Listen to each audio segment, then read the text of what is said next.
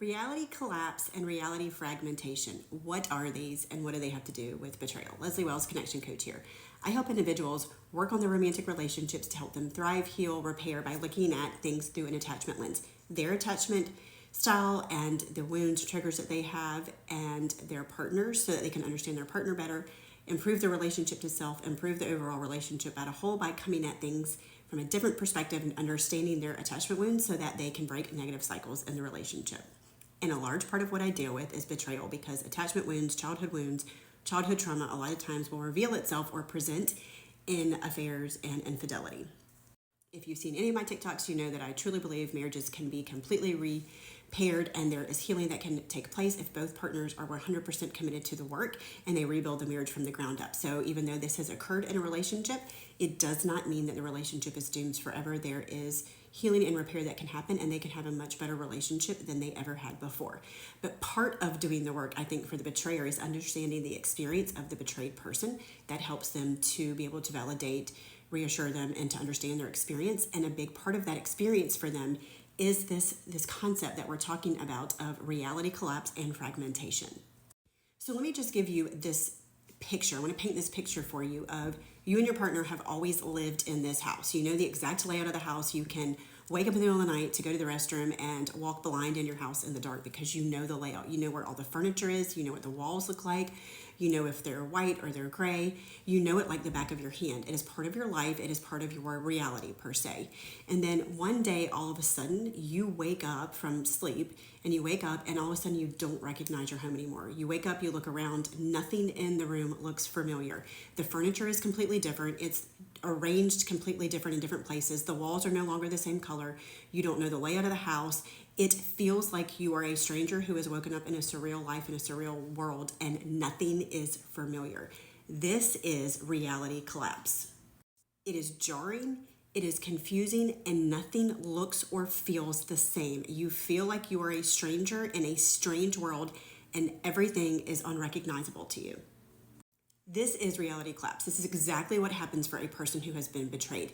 All of a sudden, the life that was familiar, the home that was familiar, the layout of the furniture, the rooms that all looked and felt comfortable and familiar are gone, right? So you had a life with someone, you knew your partner, you know who you were with your partner, you knew your past to be true, you had memories that you shared together, you had your inside jokes, you had your routines, your day-to-day, the way that you guys are intimate physically and spiritually, and the ways that you know that you're close together, your daily routines, how you handle things together as a couple. You have your life, your roadmap. It's like all mapped out for you. You know where you're going, you know where you've been, you know the goals that you've set, you know the things that you're working towards as a couple. You know all the little nuances of your partner and how you interact together, how you fight together, how you are intimate together, the ways that you handle your children together and you discipline together. You know how your partners handle things, what they do when they're stressed, when they're having a bad day at work, how they show up when they're excited, the things that are important to them. You know everything the same way that you know that house.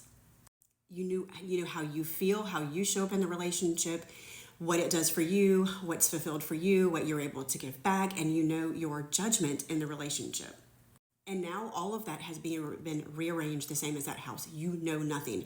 All of your past memories feel like a lie. You do not know what was true in the past and what was not, because you don't know what was happening with your partner and their affair partner, so you don't know what is real. You don't know who your partner is. You wake up and just like that house, your partner is a complete stranger to you that you do not know it anyway. You wake up in that house, you look over in a new bed with new walls and new furniture in a different placement, and you look over and there's somebody laying next to you and you don't recognize that person. You don't know who they are to you. You don't know who they are in your life. You don't know the role that they play in your life. Your memory has changed. The roadmap that you laid out, your future is uncertain. You don't recognize it. You don't know if you're on the same page. You don't know if that future exists anymore. You don't know if the past existed. You are unable to recognize your own self when you look in the mirror because you don't know if you can trust your judgment. You clearly have not been seeing things as they were. Your whole reality has collapsed. You have awakened to a nightmare universe where nothing is familiar, nothing is true, nothing is real, and it's almost like you've been living in this sort of separate alternate universe. So that is a huge part of the betrayal process for the person who is betrayed, is that reality collapse. And that is terrifying, and it rewires the brain and the nervous system as people have to adapt to this new reality. Another thing is the reality fragmentation, and that's when you actually are missing all of these different puzzle pieces and the reality is fragmented. So you've got this new alternate universe that you're living in where you don't know anything about you, yourself, your partner, your relationship. But then in addition to it, maybe you're in a situation where you're not getting information. There was not a full disclosure. You didn't get the truth. You still don't know what really happened or has been happening. Maybe there was never any true honest accountability and the person just sort of brushed it under the rug and gave you, like, you found out some things and then they never owned up to it, or they never gave you any specifics or answered your questions. So you're having to mentally piece together a story. And whether or not you stay, the brain is going to try to piece together that story. Even if you leave the relationship, the brain is going to try to piece things together to get closure. And if you stay, it's going to try to piece things together to rebuild some sort of reality for you. So there's this complete disconnect in the brain between trying to reconcile what you knew was your former reality and what is emerging as truth now, and trying to be able to deal with that. And a big part of the healing process is actually being able to integrate, to have a process where you integrate that between the reality of your old world that didn't exist the way that you thought it did, being able to integrate what you thought it was with the new reality and where you actually are now. So you're almost stuck between the past truths and the present truths, which completely contradict the past truths.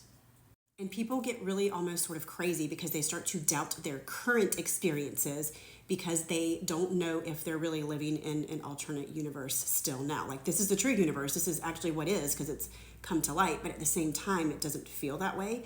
And so even current experiences don't necessarily feel real. And it's almost like an out-of-body experience for someone who has been betrayed.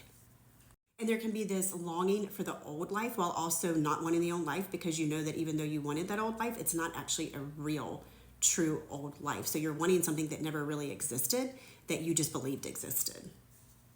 So part of healing, when I work with people that have gone through this, part of the healing journey for the betrayed is to be able to integrate those two worlds. The world that you thought that you had that no longer exists and wasn't actually what you thought it was, and then the new world that you have found with the emerging truths that are existing in the current experience. And part of the healing journey is recognizing that you will never return to the old self that you were, because that old reality no longer actually exists for you, and you can't go back and recreate that. You can't be a person who existed in a reality that didn't truly exist, if that makes sense. So that is something that I don't think is talked about a lot whenever we talk about betrayal and the betrayal experience, but reality collapse and reality fragmentation are very much something that a person who has been betrayed goes through. And if you are a partner who has betrayed someone, it's really important for you to understand that this is what they're going through. And this is a lot of the mental confusion that is really difficult for them to overcome.